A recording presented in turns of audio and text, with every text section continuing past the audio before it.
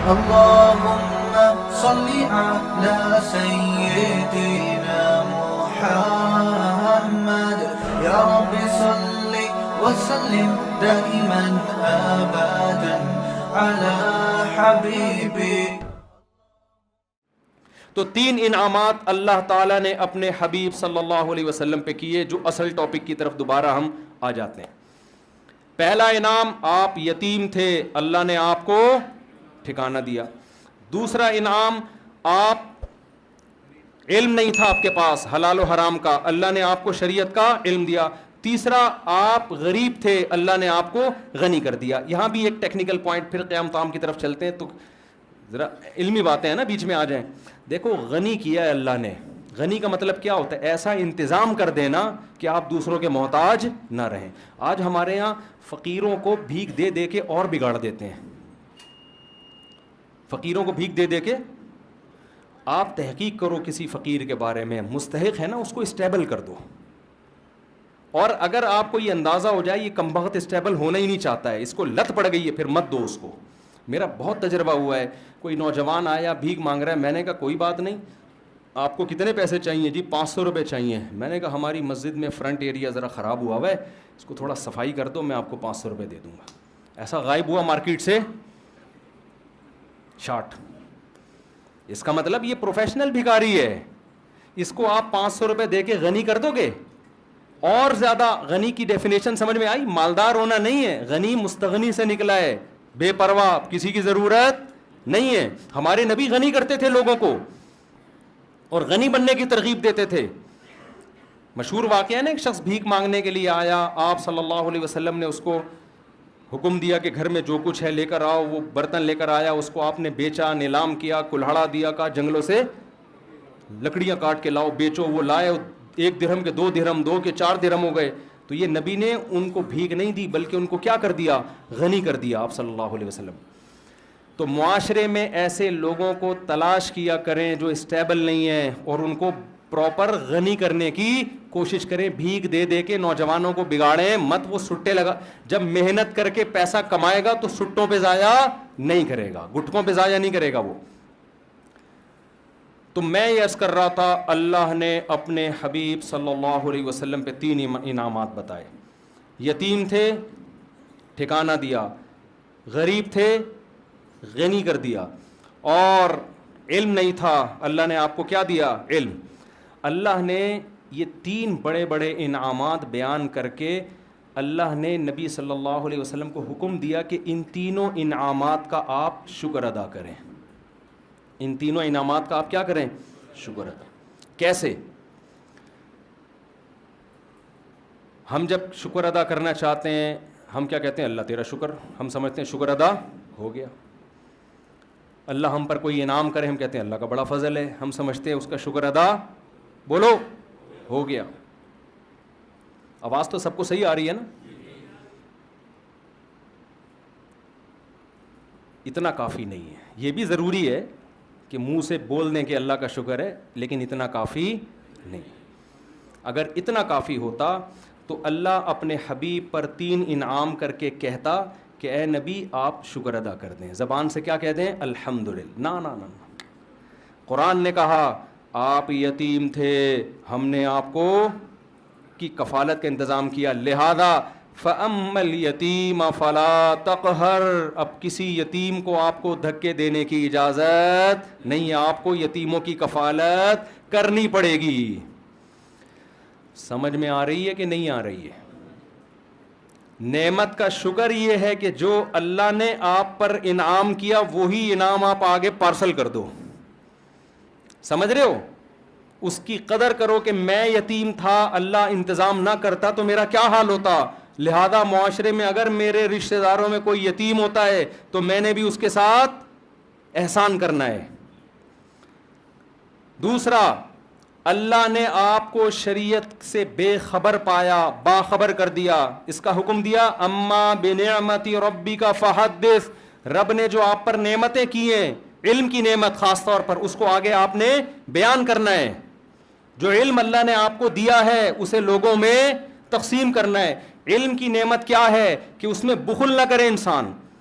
چاہے وہ دین کا علم ہو یا دنیا کا علم ہو. آج کسی سے اس کے بارے میں اس کے پاس کوئی نالج ہو, آپ لینے کے لیے چلے جائیں, بعض لوگ سخی ہوتے ہیں, بعض گھنٹہ لگا دو گے وہ آپ کو نالج نہیں دیں گے, اس کو یہ ڈر ہوتا ہے کہ یہ بھی نہ سیکھ جائے کہیں. تیسرا انعام اللہ نے کیا کیا, آپ مسکین تھے, غریب تھے, اللہ نے غنی کر دیا. لہذا وَأَمَّا السَّائِلَ فَلَا تَنْهَرْ, کوئی مانگنے کے لیے آئے تو اس کو دھتکارنا نہیں ہے. اس سے ہمیں کیا پتہ چلتا ہے بھائی, اس آیت سے, کہ اللہ ہم سے یہ چاہتے ہیں کہ جس نوعیت کا اللہ نے ہم پر احسان کیا, ہم اسی نوعیت کا احسان مخلوق پہ کرنا شروع کر دیں. سمجھ میں آ رہی ہے بات کہ نہیں آ رہی ہے؟ جس نوعیت کا اللہ نے احسان کیا. اور یہ بات قرآن میں دوسری جگہ بھی ہے. قارون کے بارے میں موسیٰ علیہ السلام نے قارون سے کہا, احسن کما احسن اللہ الیک, تجھے اللہ نے بے تحاشا دولت دی ہے, اتنی دولت کہ لتنوء بالعصبۃ اولی القوہ, ایک بہت بڑی جماعت اونٹوں پہ چابیاں لے کے چلا کرتی تھی خزانوں کی, اتنی زیادہ دولت دی ہے. تو جب تجھے اللہ نے اتنی دولت دی کہ تجھ پر احسان کیا ہے, تو تو بھی اللہ کی مخلوق پر احسان کر. اگر کوئی دولت مند تاجر اپنی دولت پر سانپ بن کے بیٹھ جاتا ہے, بخل کرتا ہے, زبان سے کروڑہا گنا کہتا رہے کہ اللہ کا دیا میرے پاس بہت کچھ ہے, لیکن اللہ اتنی بات کو شکر ماننے کے لیے تیار نہیں ہے, اس کو اپنی دولت میں غریبوں پہ خرچ کرنا پڑے گا. سمجھتے ہو کہ نہیں سمجھتے ہو؟ تو میں اور آپ اللہ کے احسانات کے سمندر میں ڈوبے ہوئے ہیں, ہمیں دیکھنا ہے دائیں بائیں. سب سے بڑی نعمت جو ہمیں ملی ہے وہ توحید کی نعمت ملی. اللہ نے ہمیں مسلم گھرانے میں پیدا کیا. اس کا تقاضا یہ ہے کہ جو غیر مسلم ہیں ہم ان کو مسلم بنانے کی کوشش کریں. کذالک کنتم من قبل, اللہ نے صحابہ سے کیا فرمایا؟ جنگ میں صحابی رسول نے, ایک شخص آیا نا لڑنے کے لیے, تو جب وہ تلوار کی زد میں آیا تو اس نے فوراً کلمہ پڑھ لیا, تو صحابی رسول نے اس کو قتل کر دیا کہ یہ تو موت کے ڈر سے کلمہ پڑھ رہا ہے. ہمارے نبی کو علم ہوا, آپ صلی اللہ علیہ وسلم اتنا غضبناک ہوئے, فرمایا ہلا شققت قلبا, تم نے اس کے دل کو چیر کے کیوں نہیں دیکھا؟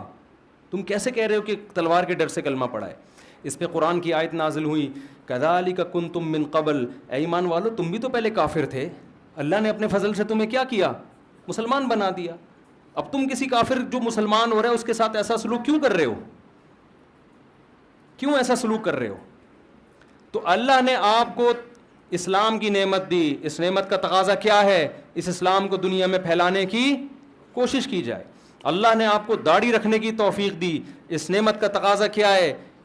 کہ دوسروں کو بھی ہدایت کی کوشش کی جائے. اللہ نے آپ کو مال دیا, اس نعمت کا تقاضا یہ ہے کہ اس مال کو لوگوں میں خرچ کے دوسروں کو بھی مالدار بنانے کی کوشش کی جائے. اللہ نے آپ کو کوئی خاص علم دیا, ہنر دیا, اس کو اپنے پاس رکھ کے مت بیٹھو, اس علم کو لوگوں میں ڈیوائڈ کرنے کی کوشش کرو. بخیل اور کنجوس آدمی کیا کرتا ہے؟ وہ کہتا ہے اگر میں نے لوگوں کو بتانا شروع کر دیا تو میرے پاس ہجوم کم ہو جائے گا. حقیقت میں ایسا ہوتا نہیں ہے. دنیا میں جس کو اللہ نے نعمت دی اس نے ڈیوائڈ کیا ہے نا, تو اس کے پاس اس نعمت کے خزانے بڑھنا شروع ہو جاتے ہیں اور آتے ہیں اس کے پاس خزانے. تو یہ 3 نعمتیں اللہ تعالیٰ نے بیان کی ہیں اور 3 نعمتوں کا شکر بیان کیا. تو ان 3 نعمتوں ہمیں تو ہزاروں اس کے علاوہ بھی ہیں, تو 3 کو تو ہائی لائٹ کیا جا رہا ہے. تو آج سے اس بات کا عزم کریں, محاسبہ کریں, بیٹھیں, دیکھیں کون کون سے انعامات. ہم جو مصیبتیں ان کو تو سوچ رہے ہوتے ہیں, جو انعامات ہیں ان کو نہیں سوچتے. حضرت مولانا اشرف علی تھانوی رحمہ اللہ تعالیٰ کو ڈاکٹر عبدالحی صاحب رحمۃ اللہ تھے غالباً, انہوں نے خط لکھا اپنے شیخ کو نا, پیر و مرشد کو. خط کیا لکھا کہ حضرت یہ پریشانی ہے, یہ ڈاکٹر عبدالحی صاحب کا واقعہ ہے نا, پریشانی ہے, یہ پریشانی ہے, یہ پریشانی, آپ دعا فرمائیں, دعا فرمائیں, یہ پریشانی, یہ پریشانی. تو انہوں نے نیچے لکھا کہ بہت افسوس کی بات ہے کہ ساری پریشانیاں ذکر کر دیں, اللہ کی نعمتوں کا تذکرہ نہیں کیا. پہلے زمانے میں نا جو آپ کو اس طرح آپ کی اصلاح کرے اس کو پیر و مرشد کہا جاتا تھا. آج کل پیر و مرشد کا مفہوم ہی چینج ہو گیا ہے. آج کل پیر و مرشد کا مفہوم یہ ہے کہ یہ ہمیں بخشوا دے گا اور پتہ نہیں یہ روحانی ٹوپی ڈرامے کرے گا, جن چڑیل بھوت بگائے گا, اور الٹی سیدھی حرکتیں جو کر رہا ہو اس کو لوگ پیر و مرشد کہتے ہیں.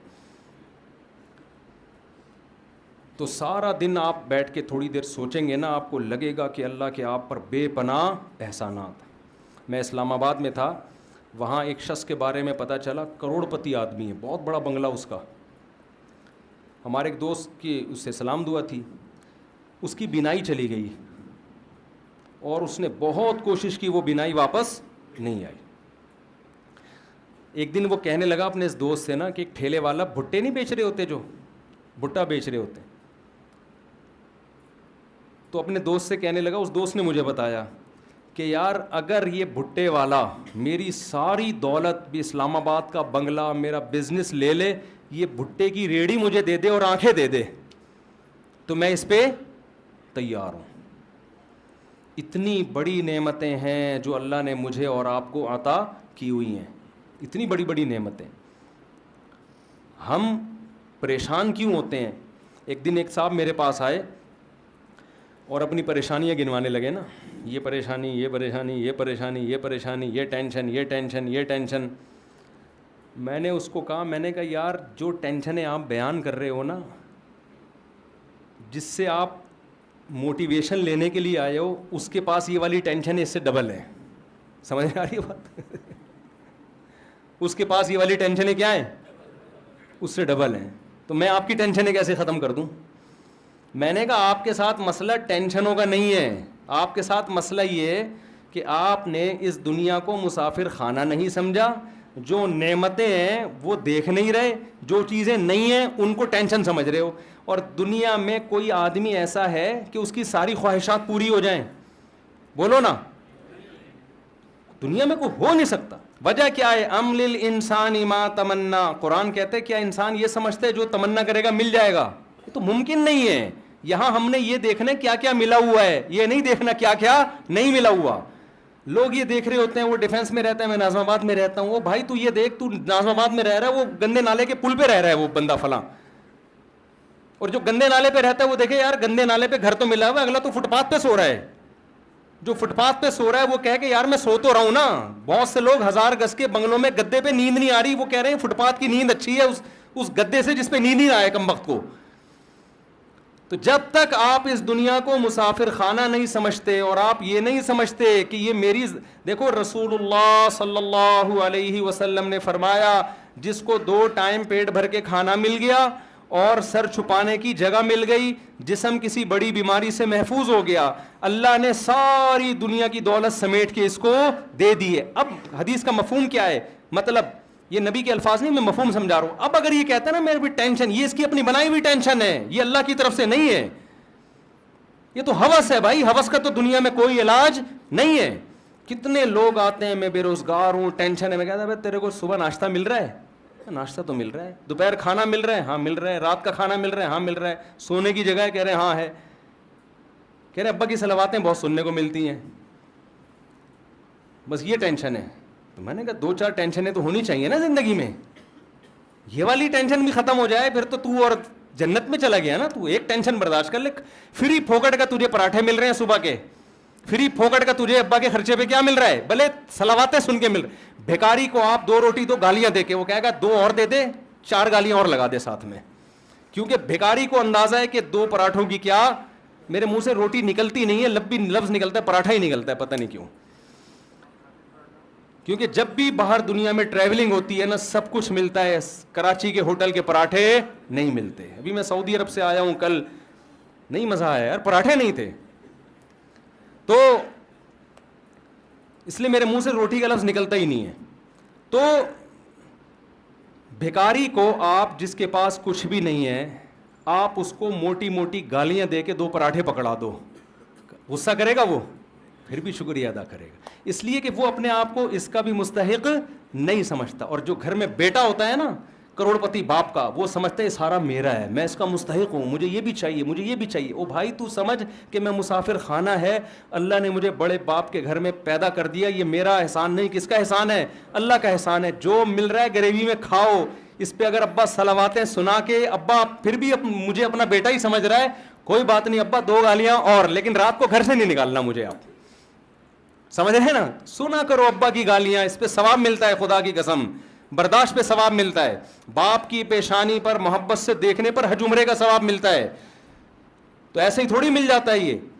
تو جب آپ اپنے آپ کو یہ سمجھو گے میں ان چیزوں کا مستحق ہوں ہی نہیں، تو جتنا ملے گا اس پہ کیا ہوگا؟ شکر ادا ہوگا. بھائی ہم تو اس کے بھی مستحق نہیں تھے، اللہ نے ہمیں یہ بھی دے دیا، یہ بھی دے دیا، یہ بھی دے دیا. تو ہم تو یہ چیز بتاتے ہیں لوگوں کو کہ بھائی وہ اکثر ایک میں واقعہ سناتا ہوں، بس یہ واقعہ بیان کر کے اپنی بات کو ختم کرتا ہوں. ایک نجومی کے پاس ایک آدمی گیا اور اپنی ہاتھ دکھائی. نجومیوں کو آتا واتا کچھ نہیں ہے لیکن ویسے ہی لوگ چلے جاتے ہیں. تو نجومی نے ہاتھ دیکھ کے کہا کہ بھائی 10 سال تک، وہ غریب آدمی تھا، نجومی نے کہا 10 سال تک تم غریب کے غریب ہی رہو گے. یہ بڑا خوش ہو گیا کہ 10 سال بعد کیا ہوگا؟ بھارے نیارے ہو جائیں گے. اس نے کہا 10 سال تک غربت کی پریشانی تمہیں اور رہے گی. یہ خوش ہو گیا. چلو 10 سال کے بعد اس نے کہا پھر کیا ہوگا؟ اس نے کہا پھر تمہیں عادت ہو جائے گی. پھر کیا ہو جائے گی؟ عادت ہو جائے گی. تو میں بے روزگاروں سے کہتا ہوں روزگار تلاش کرو، نہیں مل رہا اسی کو انجوائے کرو. آپ بے روزگاری کا جو مزہ ہے وہ روزگار میں نہیں ہے. حقیقت ہے، اس سے برداشت پیدا ہوتی ہے انسان کے اندر. تلاش کرو روزگار، سست بن کے نہ بیٹھ جاؤ. جب کوئی پریشانی آئے، دنیا کیا ہے؟ مسافر خانہ، فنا ہونے کی. یہاں بڑے بڑے خوشحال لوگ آئے، وہ چلی گئی 96 سال میں. یار ہیں بھائی 96 توپوں کی، 96 میں گئی 98 میں گئی ہے، 96 سال میں 96 توپوں کی سلامی دی گئی ہے اس کو.